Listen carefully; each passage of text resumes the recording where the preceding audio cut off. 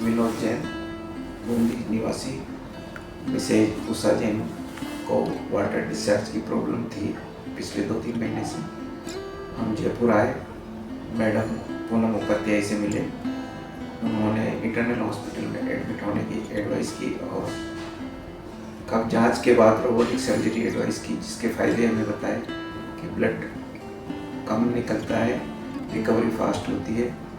हमने उनके बताए अनुसार रोबोट सर्जरी एक्सेप्ट की और मिसेज उषा जैन की को यूटेरस रिमूव रोबोट सर्जरी से हुआ, जिसमें ब्लड काफ़ी कम निकला और रिकवरी भी काफ़ी फास्ट हुई।